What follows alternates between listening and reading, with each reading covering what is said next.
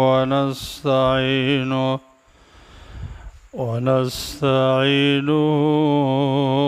ونستغفره ونعوذ بالله من شرور أنفسنا ومن سيئات أعمالنا من يهده الله فلا مضل له ومن يضلل فلا هادي له وأشهد أن لا إله إلا الله وحده لا شريك له وأشهد أن محمدًا عبده ورسوله يا أيها الذين آمنوا اتقوا الله حق تقاته ولا تموتن إلا وأنتم مسلمون يا أيها الناس اتقوا ربكم الذي خلقكم من نفس واحدة وخلق منها زوجها وبث منهما رجالا كثيرا ونساء واتقوا الله الذي تساءلون به والأرحام إن الله كان عليكم رقيبا يا أيها الذين آمنوا اتقوا الله وقولوا قولا سديدا يصلح لكم أعمالكم ويغفر لكم ذنوبكم ومن يطع الله ورسوله فقد فاز فوزا عظيما اللهم صل على محمد وعلى آل محمد كما صليت على إبراهيم وعلى آل إبراهيم إنك حميد مجيد اللهم بارك على محمد وعلى آل محمد كما باركت على إبراهيم وعلى آل إبراهيم إنك حميد مجيد د دین اسلام ډیرو قدرمنو درنو او عزتمندو ورونو د الله رب العالمین سنت او داغی طریقه دادا چې کله په بندگانو باندې مشکلات زیات شي داغوی د برداشت نه وځي هغوی نور د صبر انتها ته ورسیږي په دې وخت کې الله پراخي راولي او په دې وخت کې الله د خپل رحم فیصله کوي او مشکلات بدلی مشکلات ختمی قرآن کریم کې الله تبارک و تعالی فرمای وهو الذي ينزل الغيث من بعد ما قنطوا کله چې انسانانو باندې بارانونه بند شي او سخت ضرورتي هغوی نور ویریږي چې فصلونه او مالونه ټول هلاک او تباه شو او اوس زمونږ د هلاکت فیصله ده لکه چې دی وخت کې الله باران نازلوي حدیث کې راځي نبی کریم صلی الله علیه وسلم فرمایي چې کله په بنده باندې مشکلات زیات شي تکلیفونه زیات شي د پریشانی کې دونه ته ورسېږي چې اوس ناامیده کېږي د په مازدیګر کې سخت پریشانه یو دا یقین دی چې بس تباهي فیصله ده سبا تباه کېږم او رب العالمین ته پته ده چې سبا زه حالات بدلوم نو الله دی بنده ته د ډېرې مینې نه خاندي چې ای بنده ته څومره ناامیده او زه سبا حالت بدلوم الله ته پته ده چې سبا حالت بدلیږي نو د دې بنده د دې ناامیدۍ نه تعجب کوي او ورته وخاندي وجه دا ده زما خوږو ورونو زمونږ او ستاسو رب په موږ او تاسو باندې د مور او پلار نه ډېر مهربانه دی د مور او پلار په بنده باندې پریشانی کړاو تکلیف دا نه پیرزو کېږي لیکن کله ناکله یو ضرورت د حکمت مطابق بعضې پریشانۍ په بنده راولي د دې وجه دا ده چې د انسان په دې طبیعت کې غرور دی مستی دی چې ټول کارونه پوره کېږي او هېڅ پریشاني ټینشن ورته مخې ته را نه شي نو دې کې یو غرور پیدا کېږي یو مستی پیدا کېږي یو کبر پیدا کېږي دا صفت الله ته مبغوض دی نو الله رب العالمین دا پریشانۍ په دې بنیاد راولي لکه د دوایي په حیثیت چې دا دوایي ورکوي چې دا بیماری پکې پیدا نه شي لکه انسان ته چې د یو بیماری خطر وي او زردې ځي ډاکټر ته او ټیکې لګوي چې ما باندې دا بیماری را نه شي یا پخوا حکیمانو به د معدې بعضې بیماریانو ختمولو دپاره دا جلاب ورکول جلاب داسې دوایي به ورکوله چې انسان خېټه خراب شي اسهال شي او دغه بیماری ورباندې ونه لګېږي نو اسهال په خپل ذات کې یوه بیماری ده لیکن دا د دې نورو بیماریانو دپاره علاج و د معدې صفایي د دې په وجه راځي نو ځکه به دا دوایانې خوړلې علماء کرامو د دې داسې یو مثال ورکړی دی لکه کله چې دا بانډه کې خلک د غرونو ته ځي او ګیډي راوړي لرګي راوړي نو دې لرګي یو بیسته باندې تړي او رسۍ باندې تړي دا رسۍ چې ډېره کش کیسته اوښلېږي او د دې لرګو نه هغه زور ختم شي کوم چې د رسۍ په وجه دا نچوړ شوي و د مصیبتونو هم داسې مثال دی دا چې کله ډېر راښکل شو بس دا پړه شلیږي او راحتونه ورپسې راځي الله تبارک و تعالی موږ ته دا خبره قرآن کې ذکر کوي فرمایي ان مع العسر یسرا چې مشکلات تکلیفونه او پریشانی در منې راله د الله دا وعده یاد لره چې دین وروسته اساني راځي ان مع العسر یسرا د الله نظام دا نه دی چې شپه دې ټول عمر وي هر شپې پسې سبا راځي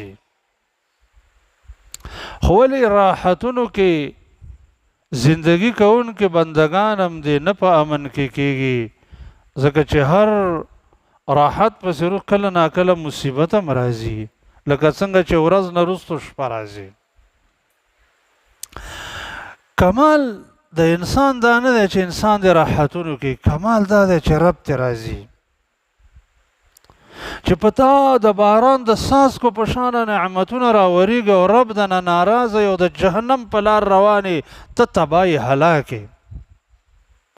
خو که د ابراهیم علیه السلام په شانه په اور کې ولاړې که نه په اور کې رب د ناراضي کامیابې. زمونږ تصور غلط دی. زمونږ دا خیال دی چې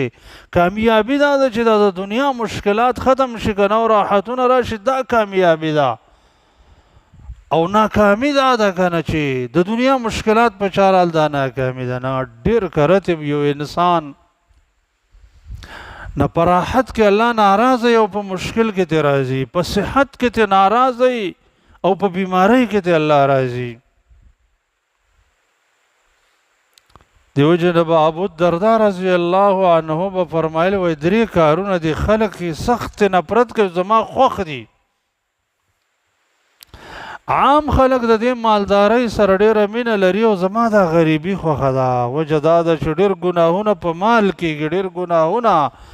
د مال فطرت کې دا ده چې دا په انسان کې سرکشي پیدا کوي، مستی پیدا کوي، غرور پیدا کوي.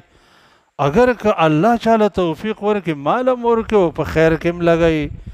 نعم المال الصالح للرجل الصالح.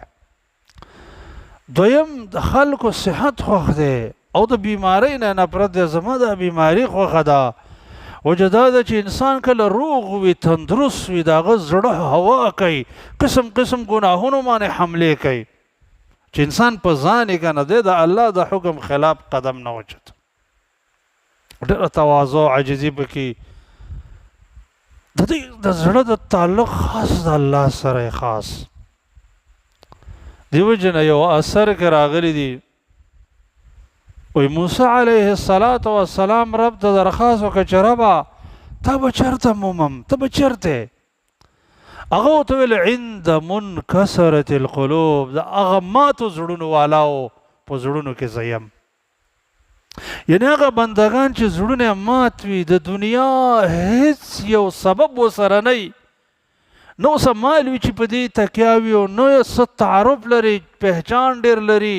چې د هغې باندې تعلق وي، او نه داسې د ملکانو، غټانو، وزیرانو، ګورنرانو سره تعلق وي. ځکه انسان چې دا تعلق لري وایي که زه مشکل رالی دونه پیسې را سره دي، پیسې به ورکړم دا مشکل به ختم شي. د هغې د زړه تعلق د الله سره نه راځي. چا دنیا کې د ګورنرانو، وزیرانو سره تعلق چې مشکل پیښ شي پلاني صاحب سره به رابطه وکړم دا مشکل به ختم کړي. د هغې زړه چې هېڅ بله اسره یې نه وي که نه او زړه مات وي، د ده ډایرکټ وایي رب مې شته، الله مې شته، رب العالمین شته. اسې یو مثال به د دې ورکړو چې کله یو انسان بعضې مشکلات راشي هېڅ هم نه وي که نه، هېڅ د هغه ډایرکټ تعلق د الله سره وي. د مثال په طور یو عالم خپله واقعه بیانوله، ویل زه یو وخت کې داسې وم چې ما سره 1 روپۍ هم نه وه، چې مخکې به لږ مشکلات را روان وو که نه، نو چې چا به راته ویل څه به کوې، زړه کې به م سوچ رالی چې څه به کوې، ویل رب مې شته، رب مې شته. بیا مې لږې پیسې پیدا کړې، یو تاجر له مې په مضاربت باندې ورکړې. نو چې کله بل څه مشکل را روان و مال زه حاجي صاحب څه پیسې دي دا به ترې راوالم، دا به خرڅ کړم، بیا رب شته، بیا لږ واسطه یې پیدا کړه. دا د مال طبیعت فطرت داسې دی چې د انسان اتکا په دې راځي. دغه وجه ده چې بعضې بندګان داسې دي، بعضې بندګان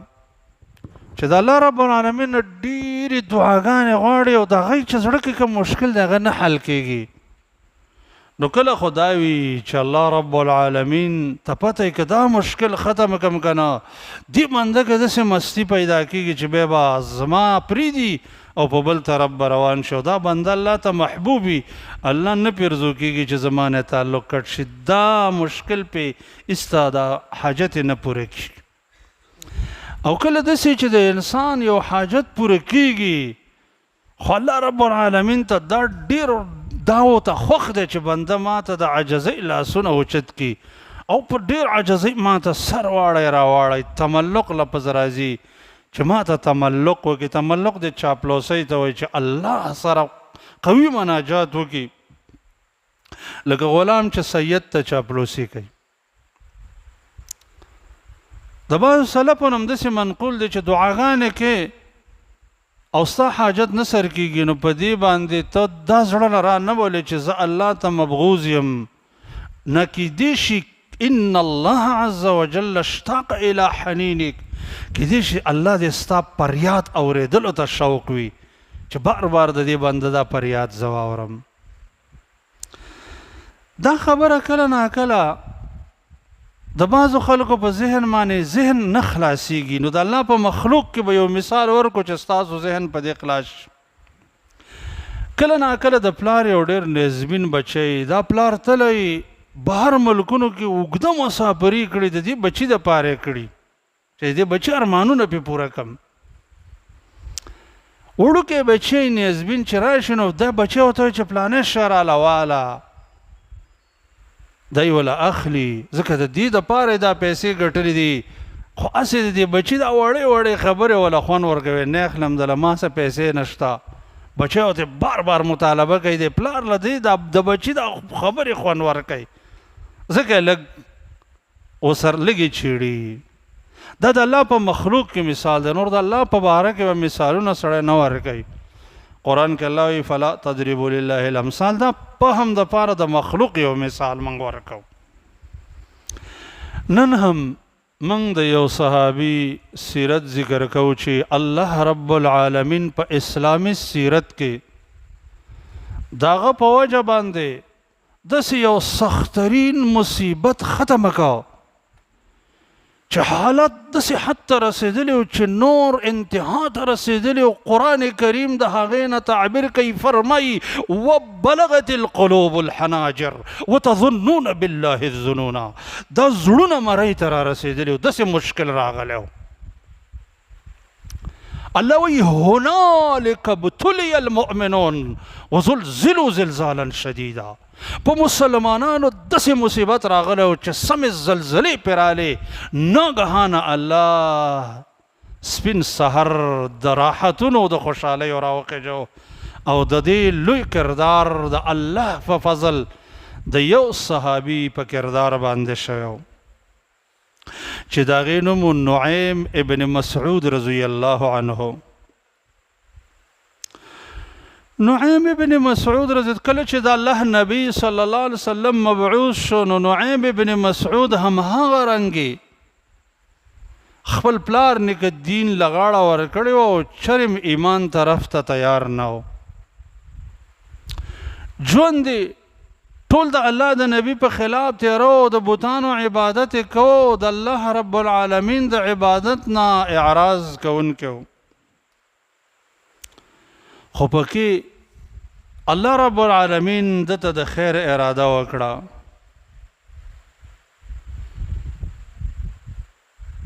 د احزاب د غزا موقع شو چې د یهودو یو مشر په نوم د حویی ابن احطب د بنو النذیر قبیلې و. د یهود چې دا په دې پراټ کې په منصوبه کې په شیطانت کې په شر کې ډېر مشهور دي، ډېر زیات. نو د یو شر منصوبه جوړه کړله چې لاړ کله چې بنو النذیر نبی کریم صلی الله علیه وسلم د مدینې نه وشړل نو دا مشر لاړ د قریشو مشرانو سره کېناست، ویل چې زموږ هم دشمن دی او ستاسو راځئ یو بل له لاس ورکو او شریک د دې دشمن خلاف आवाज اوچت کو. لاړ غطفان قبیله هم د ځان سره ملګرې کړه.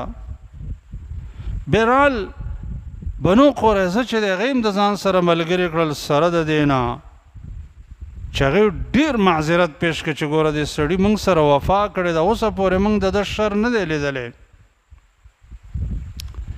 10,000 فوج په مدینه باندې حملې کولو دپاره راغلی، 10,000 فوج په داسې حالت کې چې د مدینې ټول تعداد 4,000 ته نه رسیږي، ماشومان او زنانه سره 4,000 ته نه رسیږي او 10,000 لاس په لاس جنگ دی. رسول الله صلی الله علیه وسلم صحابه کرام را جمع کړل، مشوره کو چې څه چل کوو. ناشنا حالت دی، ځکه 10,000 فوج چې د هغې طاقت نشته، انسان د هغه طاقت نه لري ظاهري اسبابو مطابق. نو په دې کې سلمان فارسی رضی الله عنه مشوره ورکړه چې زمونږ په پارس کې طریقه دا وه چې کله به یو ملک په بل ملک یو قوم په بل قوم حمله کوله او هغوی به طاقت د دفاع نه لرو نو د خپل کلي نه به خندق وکنسته، جوړ خندق به وکنسته، نو دا اس به په هغې باندې داسې رادانګلی هم نشو، دومره به کولاو او دومره به جوړ و چې اس ورکته چې بېرته راختی نشي. نو موږ هم د مدینې نه خندق وکنو چې دا کفار راشي او په موږ باندې حمله کوي، نو موږ به په دغه وخت کې خندق کنستلی نو د دوی به د حملې کولو طاقت نه وي. د الله نبي دا مشوره ډېره غوره وګڼله او خندق د صحابه کرامو تر مابین تقسیم کو چې دومره په دومره کسانو باندې تقسیم. صحابه کرام شروع شو ډېر سخت مشکلات او ځکه دا ورځې ډېرې د یخنۍ وې او ډېره ولږه م راله او د ولږې سره یره م وه، ولږه م وه او یره م وه. د الله نبي ته صحابه کرام عرض وکړو چې یا د الله رسوله داسې کله ناکله موږ ته دا وسوسې راځي څه وکړو؟ نو نبی کریم صلی الله علیه وسلم دا دعا وروښودله چې داسې دعا د الله رب العالمین نه کوئ چې اللهم استر عوراتنا وآمن روعاتنا، یا الله زمونږ په رازونو عیبونو باندې پردې واچوې او الله زمونږ غیره ختمه کې، امن راولې. دغه و چې کفار د قریشو د غطفان قبیلې را ورسېدل او بنو قریظه هم د ځان سره ملګري کړل او دومره هیبتناک وخت رالی چې قرآن کریم د هغې بیان کوي، فرمایي جاؤکم من اسفل منکم من فوقكم ومن أسفل منكم وإذ زاغت الأبصار وبلغت القلوب الحناجر وتظنون بالله الظنون هنالك ابتلي المؤمنون وزلزلوا زلزالا شديدا. د الله نبي دا شپې په دعاګانو شوګیرې کړې، مونځ کوه او دعا کوه، مونځ کوه او دعا کوه. د مصیبت په وخت کې دا طریقه ده. دا کمې غیر شرعي طریقې چې دي چې دا د الله او د الله رسول موږ ته نه دي بیان کړي چې د مصیبت په وخت کې قرآن کریم راخلا او سیلاب ته قرآن کریم نیسه او باران ته قرآن کریم نیسه، دا طریقې د الله د نبي نه نقل نه دي. باران چې زیات شي موږ ته د الله نبي دعا راښودلې ده چې اللهم حوالینا ولا علینا. یا دغه رنګې مصیبتونو په وخت کې مونځ دی، کسوف راغلی او خسوف راغلی او د الله د نبي په دوره کې نو مونځ یې وکړو. بیا یو فرمایل چې کله تاسو داسې آیات ووینئ نو مانځه ته متوجه وکړئ، یا چیلۍ حلالوه او سیلاب ته ګزاروه، دا د الله د نبي طریقه نه وه، دا د جاهلیت د دور رواجونه دي. مسلمان باید په راحت کې هم د الله دین ته منقاد وي او په مصیبت کې مشکل کې هم د الله دین ته منقاد وي. د غیر شرعي عاداتو نه، د جاهلیت د عاداتو نه باید مؤمن هغه ځان وساتي. موږ ته الله قرآن کریم کې فرمایي واستعینوا بالصبر والصلاة، چې مصیبت راځي نو صبر کوئ او مونځ طرف ته توجه کوئ. او موږ ته د الله نبی صلی الله علیه وسلم فرمایي چې حدیث کې راځي کان رسول الله صلی الله علیه وسلم اذا اهمه امر فزع الى الصلاة. د الله نبی چې به کله مصیبتونه او مشکلات په هغه باندې رال نو مانځه طرف ته به توجه کوله.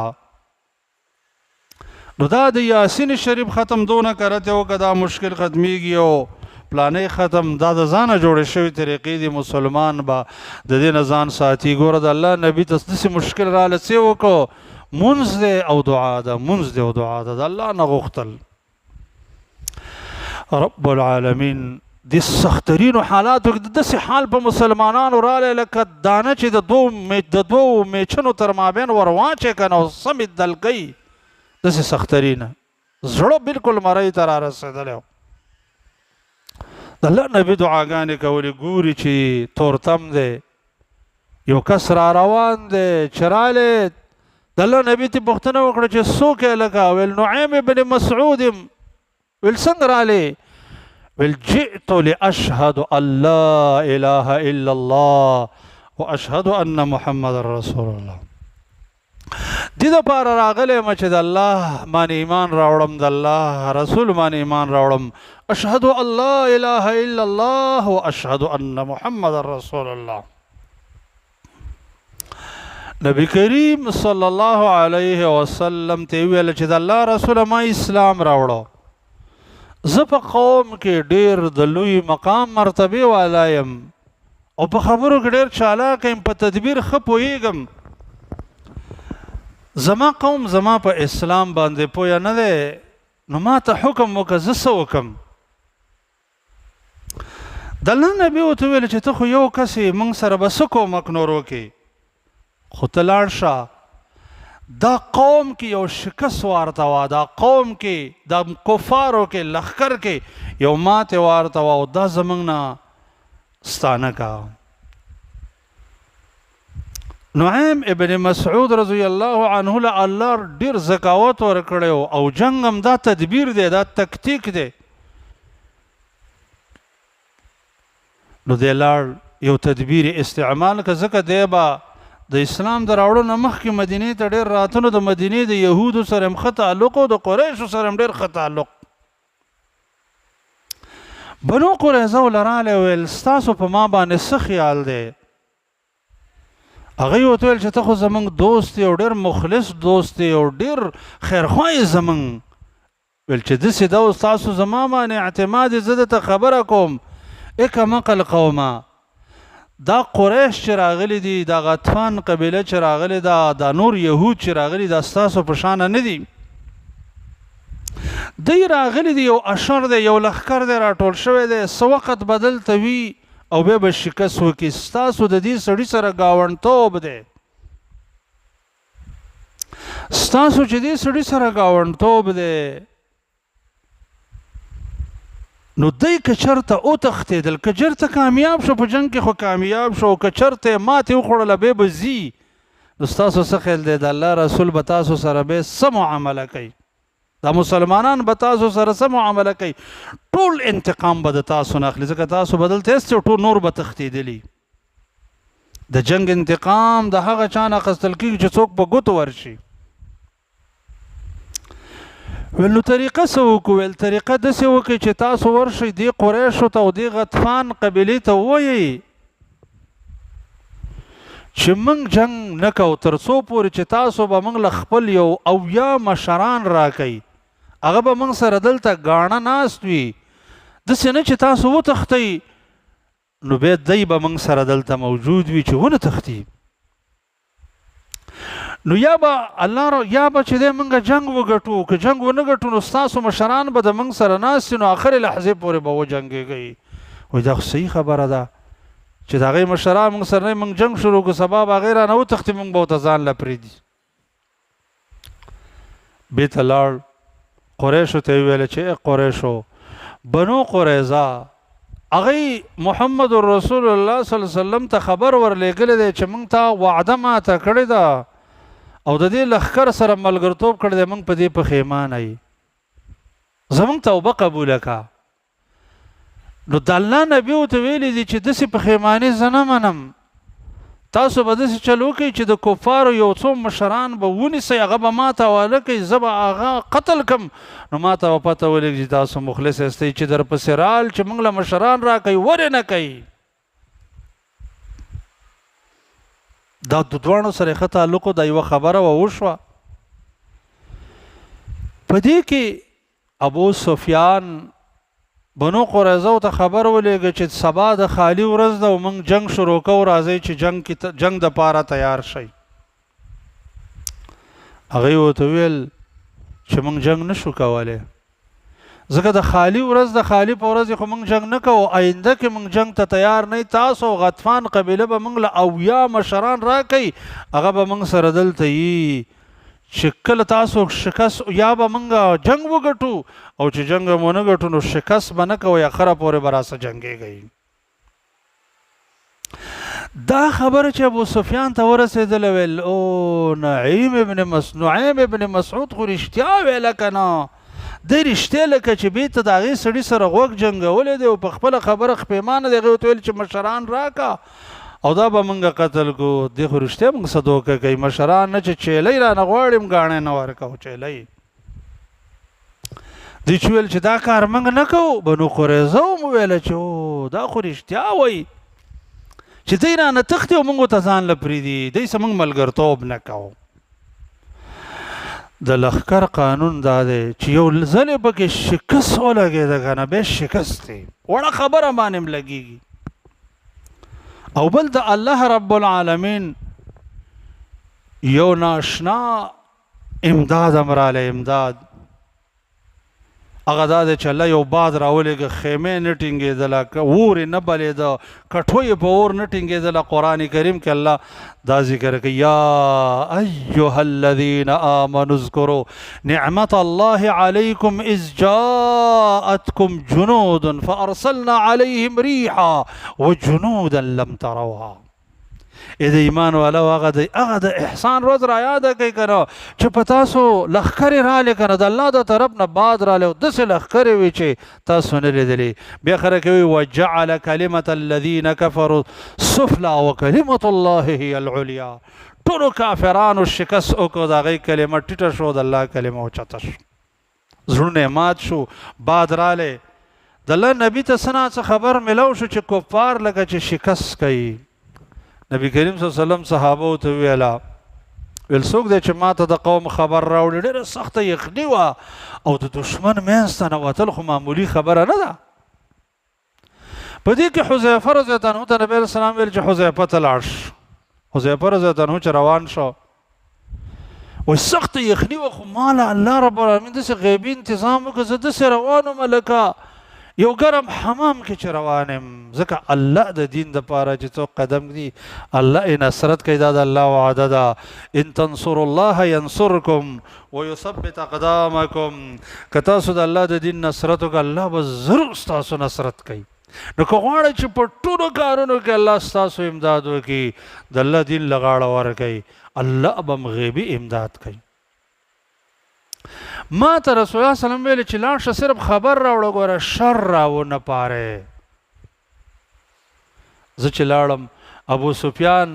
اور ته خپله ملا ګرموله نو په دې لینده کې مې غشی کېښوده چې دا یو خو دې دلته وجنم دا د ټول جنګ مشر دی دا وجنم بېرته مې د الله د نبي خبره را یاده شوه چې شر راونه پارې بېرته مې غشی د لیندې نه ویست